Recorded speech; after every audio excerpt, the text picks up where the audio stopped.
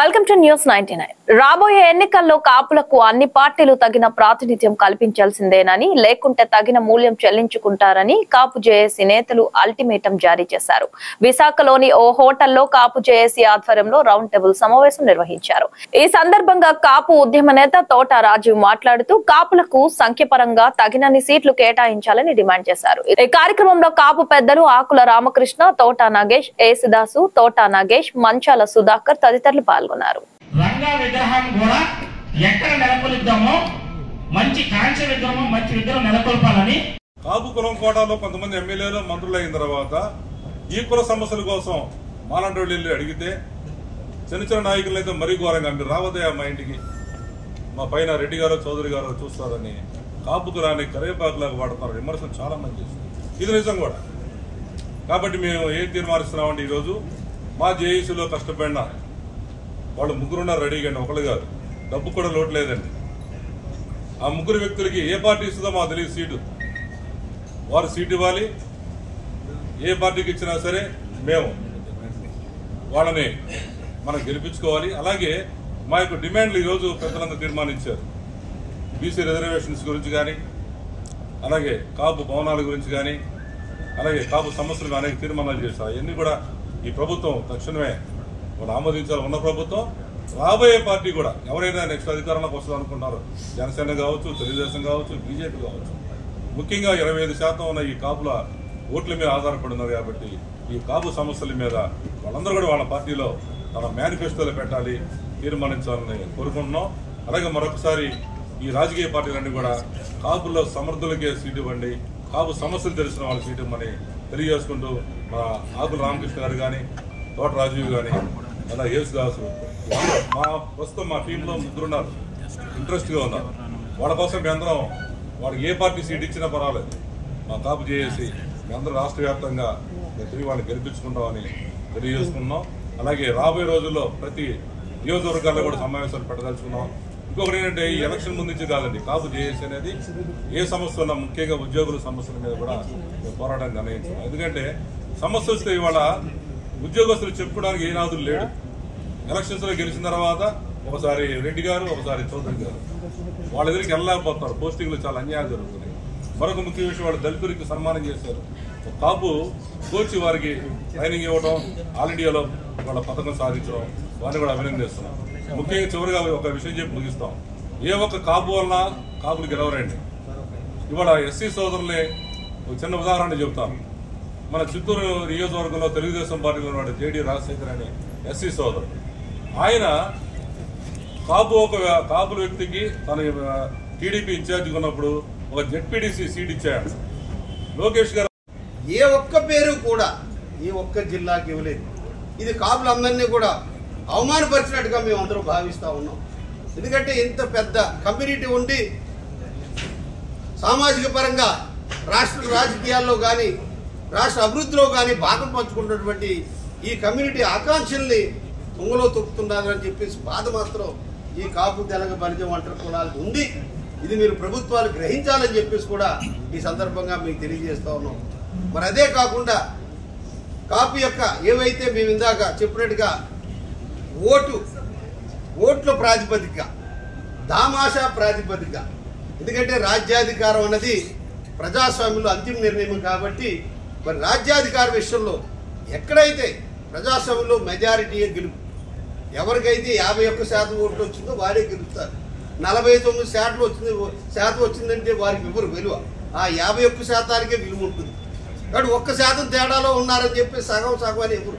అటు ప్రజాస్వామ్యంలో మెజారిటీకి ఆ ప్రాధాన్యత ఉంది. కాబట్టి మెజారిటీ వర్గమైనటువంటి రాష్ట్ర సామాజికంగా మెజారిటీ వర్గంలో ఉన్నటువంటి భావిస్తున్న కాపు, తెలగ, బలిజ, ఒంటరి, తూర్పు కాపు, మున్నూరు కాపు ఉన్న సామాజిక వర్గాలందరికీ మెజారిటీగా ఈ రాష్ట్రంలో సామాజిక వర్గ పరంగా మెజారిటీ ఉన్నటువంటి ఈ కులానికి దామాషా ప్రకారం తగు సీట్లు మీరు కేటాయించకపోతే సామాజికంగా మీరు ఏం చేసినట్టు అని చెప్పేసి ఆయా రాజకీయ పార్టీల్ని ఈ విశాఖ వేదికగా మేము ప్రశ్నిస్తూ ఉన్నాం.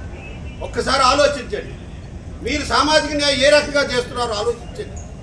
ఇంత కూడా జనాభా ఎంత, మీరు ఇచ్చిన సీట్లు ఎంత, దీన్ని కూడా మీరు ఆలోచన చేయాలి, పునరాలోచన చేయాలి. ఈ డిమాండ్స్ అన్నింటినీ కూడా మేమైతే ఏదైతే ఈ పేర్ల విషయంలో కానీ, అభివృద్ధి విషయంలో కానీ, బీసీ రిజర్వేషన్ కానీ, ఈడబ్ల్యూసీ రిజర్వేషన్ కానీ, అసంపూర్తిగా ఉన్న ఈ సంక్షేమ పథకాలు కానీ, విదేశీ విద్యలు కానీ, వీటిలన్నిటి విషయంలోనూ కూడా మేము తీవ్రమైన వివక్షకు గురవుతున్నాం అన్నది జేఏసీ పూర్తిగా భావిస్తూ మరి మీ ద్వారా ఆయా ప్రభుత్వాలకు తెలియజేస్తున్నాం.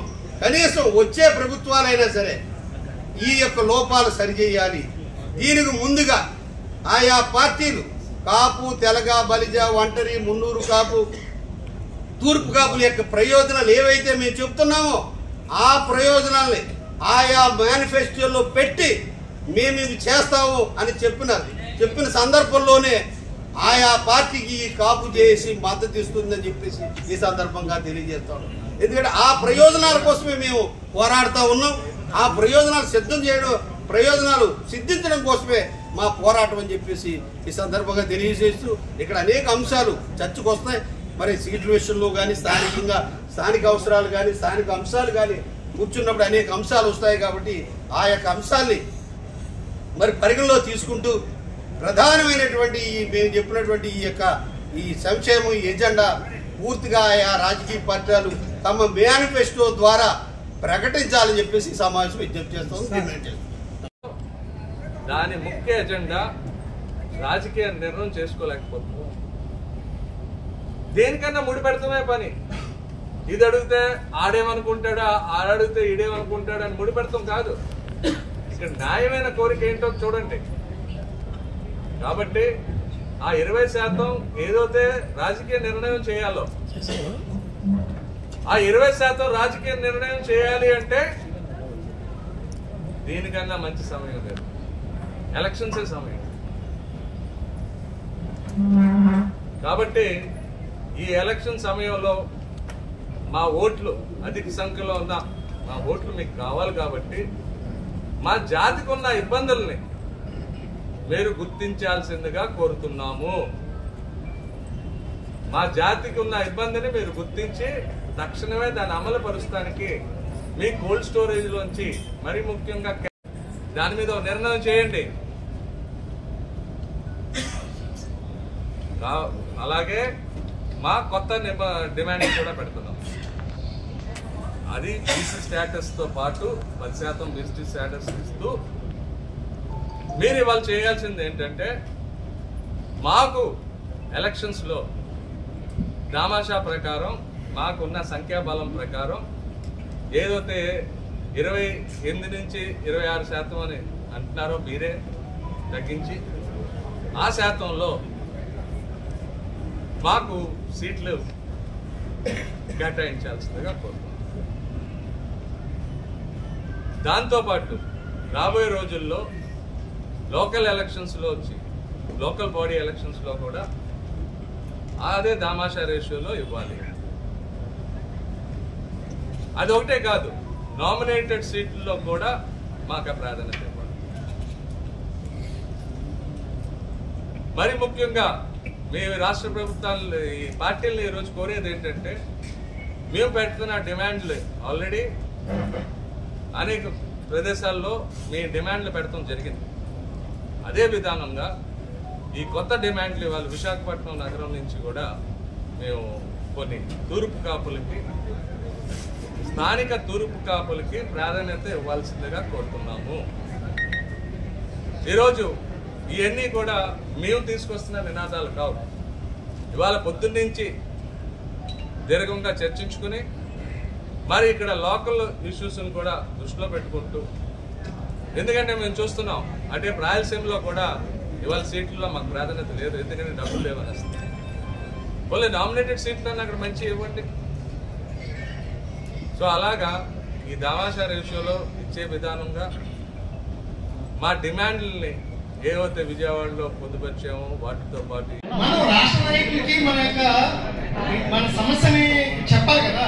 చెప్పకపోతే వాళ్ళు మనం ఏంటో అనుకుంటారు కదా. విశాఖపట్నంలో 13 నియోజకవర్గాలు ఉంటే 8 నియోజకవర్గాల్లో మనం శాసించే స్టేజ్ లో ఉన్నాం. ముఖ్యంగా మొదటగా చెప్తున్నాను, 94 మొదలుకొని 95 ఫస్ట్ కాన్ఫిడెంట్ గా అయినప్పుడు శేషులతో వీళ్ళందరూ తెలుసు. ముఖ్యంగా చెప్పేది ఏంటంటే మన కమ్యూనిటీలో అందరూ నాయకులు మ్యాక్సిమం చూస్తూ ఉంటాం. ఎలక్షన్ ముందంతా మనోడు, అన్న, తమ్ముడు, చెల్లి, అక్క అని మాట్లాడే ప్రతి ఒక్కడు ఎలక్షన్ అయిన తర్వాత సార్ వాళ్ళ కారు ఎక్కడానికి కూడా కాపోడ్ అంటే భయం, అలాగే వాడు పిఏ పెట్టుకోవాలంటే కాపోడ్ అంటే భయం, అలాగే వీడు కాపోడు అని చెప్పడానికి భయం. అన్న అదేంటన్నా మొన్నటి వరకు మనం ఉన్నాం కదా, ఇప్పుడు అంటే లేదు లేదు మిగతా కొలుస్తులు ఏమనుకుంటారు అని. అలాంటి నాయకులు మాకు వద్దు సార్. అలాంటి నాయకుల నుంచి మాకు కలగాలి, అలాంటి నాయకుల నుంచి మాకు విముక్తి కలగాలి. అదే ఉద్దేశంతో నేను ఇంకొక విషయం కూడా చెప్తున్నాను. చాలా మంది అడిగారు. 2001 సంవత్సరం నవంబర్ తర్వాత నేను రాజకీయాల నుంచి పూర్తిగా పక్కకు వచ్చేసాను. నేను నా లైఫ్లో ఎప్పుడు రాజకీయాల జోలికి వెళ్ళను. నాకున్నది ఒకే ఒకటి, కాపు కులం. ఆ కులంలో ఉన్న అభ్యర్థుల్ని గెలిపించడానికి అందరితో పోరాడుతూ మ్యాక్సిమం ఎంతవరకు అయితే అంతవరకు నేను సహాయ సహకారాలు అందిస్తూ సీట్లు తేడానికి కానీ వాళ్ళని గెలిపించడానికి కానీ ప్రయత్నిస్తూనే ఉంటాను. ఎప్పుడు కూడా ఒక కాపు నాయకుడిగా ఉండడమే నాకు సీఎం ఇచ్చినంత పొజిషన్గా ఫీల్ అవుతూ ఉంటా. ఎందుకంటే కుల నాయకుడు అది more than enough to me. At the same time sir ఈ రకమైన మా కుల నాయకులు కాకుండా మాలో ఈ మధ్యకాలంలో చాలామంది మా కుల నాయకులు షార్ప్గా ఉంటూ చాలా స్పీడ్గా 10 మందిని కలుపుకెళ్ళే వాళ్ళని మేము ఐడెంటిఫై చేసి సరే వాళ్ళతో అందరం కలిపి నడుద్దాం, వాళ్ళనే నాయకులుగా ఎంచుకుందామనే ఉద్దేశంతో మేము ఉన్నాం. కానీ దురదృష్టం ఏంటంటే ఈ ప్రభుత్వాలన్నీ కాపులకి ఇచ్చామంటున్నారు. ఎవరికి ఇస్తున్నారు? ఒక బిఎన్ మూర్తికో, తోటరాజుకో, లేకపోతే ఇంకోటికి ఇస్తే వాళ్ళు మళ్ళీ రేపొద్దున మనం అడుగుతారని చెప్పి చాలా కామ్గా ఉండే ఎవరినో తీసుకొచ్చి వాళ్ళని కొత్త వాళ్ళని తీసుకొచ్చి వాళ్ళు పెడుతున్నారు. వాళ్ళు పెడుతుండేది కాపు ఇచ్చామంటున్నారు. కాపుకు వాళ్ళేమవుతున్నది గెలవడం. మీరు గెలవలేదు కదా అంటున్నారు. ఎందుకు కలుస్తారు? ఎప్పుడు నిత్యం ఉద్యమాల్లో ఉండేవాడు, నిత్యం కాపులతో ఉండేవాడు. అవి ఇస్తే ఖచ్చితంగా గెలిపించకుండా గెలుస్తాం. సర్వీస్ చేసేవాడిని చూడటం లేదు. అలాగే ఆడవాళ్ళు ఇంట్లో భర్తని పిల్లల్ని వదిలేసి ఉదయం రాత్రి వరకు పాలిటిక్స్ అని నానా రకాల గుడ్డి చాకరీ చేస్తుంటే వాళ్ళు వదిలేసి కొత్తగా ఇమీడియట్గా నా పెళ్ళం ఇంకోటి పెళ్ళం తీసుకొచ్చి పెడుతున్నారు. అది ఎలాగవుద్ది ఆవిడికి తెలియదు. మళ్ళీ రాజకీయం చేసేది మళ్ళీ వీళ్ళే. ఇన్ని రకాలుగా పెడుతూ మా విశాఖపట్నంలో 3 సీట్లకి 2 సీట్లు ఇచ్చే కాపు జాతి నుంచి ఈరోజు 7 నియోజకవర్గాల్లో ఒక్క నియోజకవర్గం కూడా కాపుని పెట్టకపోతే మేము ఏ రకంగా మేము ఏ రకంగా వర్క్ చేయగలుగుతాం? చాలా ఇబ్బందిగా ఉంది. అందరికి చాలా కోపంగా ఉంది. ఏదో రకంగా ఏదో చేయాలని ఇందాక వెంకటేష్ చెప్పినా, శంకర్రావు చెప్పినా, శ్రీనివాస్ చెప్పినా, ఎవరు చెప్పినా మా అందరికీ ఒకటే మాట, మాకు పనిచేసే కాపు నాయకుడు కావాలి. మేము వాళ్ళ కింద పనిచేయడానికి మేము సిద్ధంగా ఉన్నాం. లేకపోతే ఈసారి 2024లో ప్రతి పార్టీ ముందు కూడా ఎవరైతే కాపులకి ఎగనిస్ట్ ఉన్నారో ప్రతి అభ్యర్థిని ఓడించి తీరుతాము. అందులో మొహమాట వేయలేదు. ఎందుకంటే చెప్పకపోతుంటే మంచిగా పోతుంటే కాపాడం కదా. మన డిఎన్ఏలో ఎంత పౌరుషం ఉంటుందో అవతలోడు వచ్చి అన్న అనగానే 50 నువ్వు భుజం చేయగానే 100 పోతుంది. సో వెంటనే మనం వెళ్ళి ఆడు పని చేసేస్తాం. ఆడు కరెక్ట్గా ఎలక్షన్ అయిపోయి రిజల్ట్ రాక్కలేదు ముందు నుంచే వాడు యాటిట్యూడ్ చూపిస్తున్నారు. సో ఇన్ని రకాలుగా పడి విసిగిపోయాం సార్. మీరు ఎన్నో నియోజకవర్గాలని చూసి ఎంతో మంది నాయకులతో ఇంటరాక్ట్ అయ్యి ఉన్నారు. ఎన్నో పార్టీలకు సంబంధించిన ప్రతినిధులు, అధికారులు లేక అందరూ మెయిన్ వీళ్ళతో మీరు మమైక్యమై ఉన్నారు. కాబట్టి మీ ముందు మా ప్రాబ్లంని, మా కష్టాన్ని, మా బాధని వ్యక్తపరచుకోవాలనే ఉద్దేశం మీద వీళ్ళని రిప్రజెంట్ చేస్తూ నేను మాట్లాడడం తప్పించి ఇందులో స్పెషల్గా మీకు చేసేది ఏం లేదు సార్. మీరు ఏదైనా సరే మీ కాపు జేఏసీ, ఇప్పుడు జేఏసీ అనేది ఈజీగా రాదు. ఆ రోజు 2016లో ముద్రగడ పద్మనాభం గారు అంటేనే మనకు ఒక ఐకాన్, ఒక బ్రాండ్. ఆయన ఒక్క వ్యక్తి చేయలేరు కదా.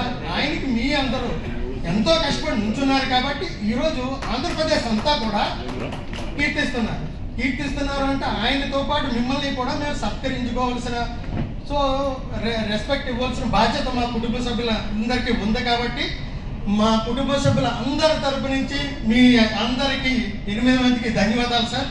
ఎట్టి పరిస్థితుల్లో కూడా ఎప్పుడు కూడా మీ కాపు జేఏసీకి మేము కాపులు అందరం కూడా ఖచ్చితంగా మీ సలహా సూచనలు తీసుకుని ముందుకు వెళ్తామని తెలియజేస్తున్నాను.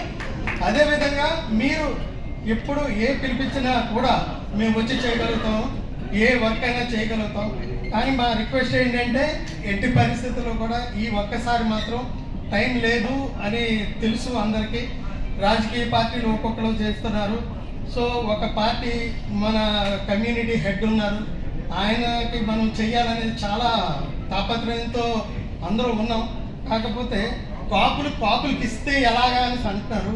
మరి 94 సీట్లు ప్రకటించిన తెలుగుదేశంలో 22 మంది చౌదరీస్కి ఎలా ఇచ్చారు, 17 మంది రెడ్లకి ఎలా ఇచ్చారు? ఇంతమంది ఉన్న కాపు జాతికి 10 సీట్లు అంటున్నారు, 7+3 అంటున్నారండి. అంటే ఇన్ని రకాలుగా 175 సీట్లలో మన అట్లీస్ట్ దామాషా ప్రకారంగానే 27% ఉన్న మనకి పోనీ 27+ ఇచ్చేసుకుంటే 45 అయినా అట్లీస్ట్ 50 సీట్లు రావాలి కాపులకి. మరి కాపులకి రావట్లేదు. పైకి వెళ్ళిపోయిన నాయకులు అడగడం లేదు. మీలాంటి కాపు నాయకులకి అందరూ మీరు ఏ రకంగా చెప్పినా, ఇప్పుడు పదవిలో వాళ్ళు ఉండొచ్చు, మీరు ఈరోజు పదవిలో లేకపోయినా మీకు వాళ్ళకంటే ఎక్కువ అధికారం ఉంది సార్. ఎందుకంటే మీరు కాపు లీడర్స్, కాపు ఐకాన్స్. మీరు ఏదైనా డెసిషన్ తీసుకుని సో మీరు ఏ రకంగా మా విశాఖపట్నానికి సంబంధించి ఈ 13 నియోజకవర్గాల్లో కాపుల్ని అలాగే